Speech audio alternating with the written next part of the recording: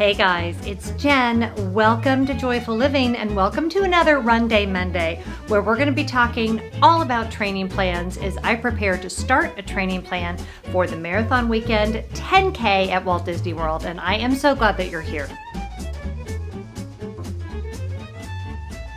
So first of all, if you're new to my channel, I'm Jen, and here on Joyful Living, we talk about health and fitness and home organization and running and being in middle life and trying to figure out how to balance home and family and pursuing our passion. That's a lot to cover on one channel. But today, in this Run Day Monday space, we are going to be talking specifically about training plans. Why am I an expert at talking about training plans? Let's see. First of all, I have zero formal education. I am not a running coach. I have no letters behind my name that mean that I know how to run or teach anybody else about running. All I know is I do a lot of running. I have run literally dozens of half marathons, many of them at Walt Disney World. I have run 4 full marathons. I've run dozens of other types of races. Running is a fabulous part of my life. It is so much ingrained in kind of just who I am now as a person, and it gives me the energy and the kind of emotional stability to live the rest of my life. So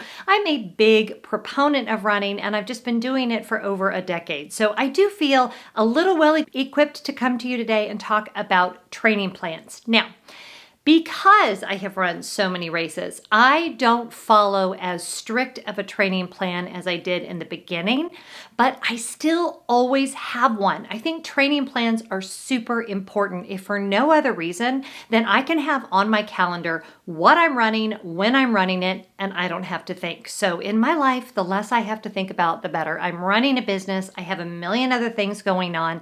And if I have to sit there and go, let's see, how many miles was I supposed to do this week? And how many weeks until a race? And where am I supposed to be in my training?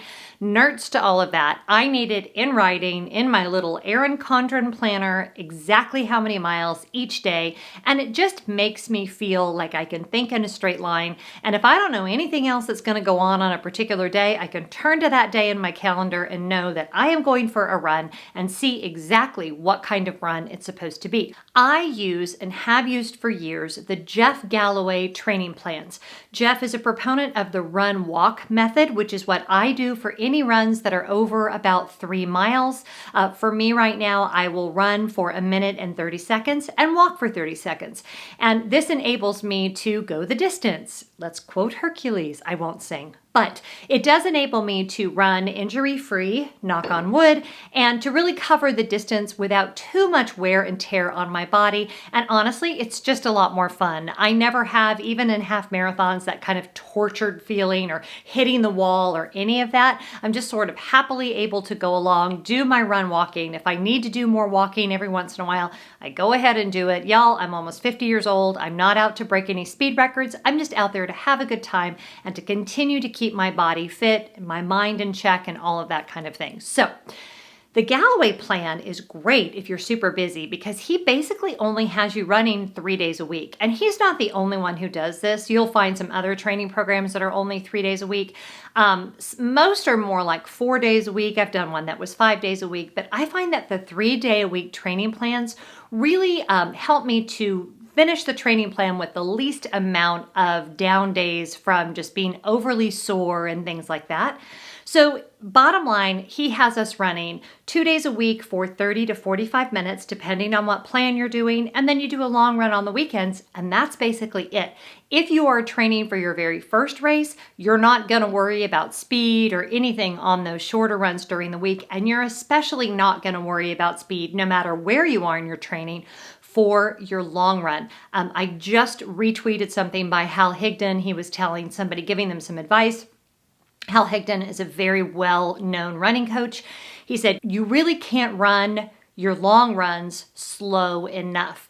The goal of the long runs, especially if you're a recreational runner like I am, is not to break any speed records. It is simply time on your feet and covering the miles. So I actually look forward to my long runs because I know that I typically won't even check my Garmin, or excuse me, now I have a Polar Watch, but I won't even check my Polar Watch. I'll just sort of run to my comfort level. I'll walk when I want. I'll meander. I'll stop and say hello to a dog or a neighbor that I see or whatever the case may be. And they really have become enjoyable times. Now, I have not done any long runs over the summer, and that's because I live in Atlanta, and thankfully this race is not until January. So I am following the Jeff Galloway 18-week program that actually begins on September 6th. I will modify it slightly because right after marathon weekend, where I'm running the 10K, I have my shirt on from last year's race, I have the Fairy Tale Challenge for Princess Weekend. So I kind of need to be training for both a 10K and a half marathon at the same time. For me, easy peasy. All that will mean is I will increase my mileage a little bit more. His 10K plan has me topping out at 6.5 miles for my long run. I'll probably take that closer to 8, and then I'll do a 10 and a 12-mile run in between the marathon weekend and the princess races, if that makes sense. I find I do much better if I only increase mileage every other week. So if I say do a 4-mile long run, the next weekend, instead of going to 5 miles, I might go back to 3 miles. And then the weekend after that, I'll go up to 5 miles. And that's something I started doing in my 40s. I've just found that my recovery takes a little bit longer, and increasing those long runs every week was just a little more than my body could comfortably handle. And, when you are a middle-aged runner, it's all about kind of mitigating the soreness to where, you're going to be a little bit sore, but you want to make sure you're not so sore that you can't effectively run. So it's kind of this weird balancing act of constantly being like, am I sore because I overdid, or am I sore just because I'm in training? And overuse injuries are a big thing. So I find a longer training cycle with an every other week increase in mileage has kind of been my sweet spot and what really does keep me injury free. Your mileage may vary. So, I can't say enough times, I'm not a running coach, I'm not a sports physician or any of those kinds of things, but this is just what's worked for me. By the way, at this point in the video, if you have not subscribed, would you please go ahead and do that? That would mean the world to me. So how do we begin? My training schedule, I pull out my Erin Condren planner. I actually have it right here. I know Tuesdays and Thursdays, I'm running 30 minutes. That's all there is to it. And other days, if I feel like I'm particularly antsy or if I want to hurt people that I love, I will go out and go for a short run, but typically 30 minutes, which for me is anywhere from 2 miles to 2.5 miles. We're not breaking any speed records, but if I go over here to September, which my training plan officially begins on September the 6th, I'm just going to follow the plan and I'm going to do exactly what he says. Now, he has, because it's a beginner plan, me only starting with like 1.5 miles for my first run. I'm increasing that first run to 3 miles, and then slowly, just week after week, I am increasing my mileage. So every Friday, I will go and say, okay, what am I doing this weekend? Your long runs can either be done on Saturday or Sunday, which is super helpful, or even Friday, if you're really busy with work or kids or there's a weather issue. Typically, I'll look at the weather for Friday, Saturday, and Sunday and pick which day looks the most optimal for my long run. Preferably in the 50s with low humidity is like my sweet spot, but that rarely ever happens. I wish that would happen more often. But it's just that regimented knowing what's on the schedule, and I'm gonna do what's on the schedule. Now, here's a trick that I learned, and this was just from experience. If you have to miss a week because you are sick or because you are injured or because one of your children is sick or one of your dogs has surgery, a million different reasons, don't make up that mileage. Just continue on the training plan and let it go. I can tell you with all of the races that I have run, I think I have only completed, never. I have never completed every run in a training cycle. And I honest to God don't think I know anybody who has, unless I guess if you're a professional runner and you have someone that takes care of everything in your life, maybe you could do that. If I can get 60 to 70% of my runs done for any given training period, I feel really good going into the race. So don't beat yourself up. Try not to waste precious energy being upset about runs that you missed, and just move to the next run on the calendar and move forward. If I start missing too many, then I may start backing off on my goals for the race, or, even considering, am I going to be ready for the race? But for the most part, I've been able to complete my training with 60 to 70% of the training runs being completed and still been completely ready, whether that was a 10K, a half marathon, even a full marathon. And I think most of us that have been in the game for a long time, you realize that it's all about grace, right? I mean, it's all about grace in general, but particularly when it comes to how we treat ourselves in our running.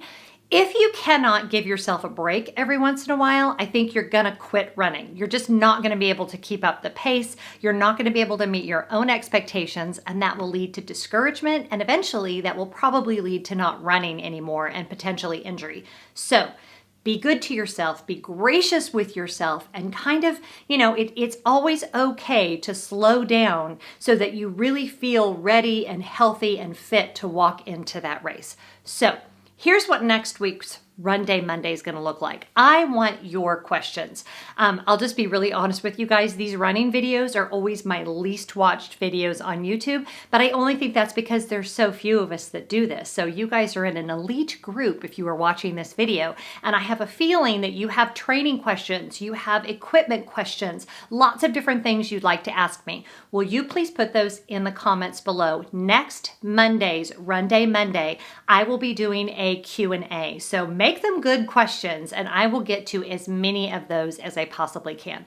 Big shout out to my friends that are prepping to go to Disneyland Paris. That's kind of the next big race on the Run Disney calendar. Did that race last year, loved it, hope to do it next year. I hope you're staying healthy, that the weather's improving where you are. Have happy running today, stay joyful, and I'll talk to you soon. Bye-bye.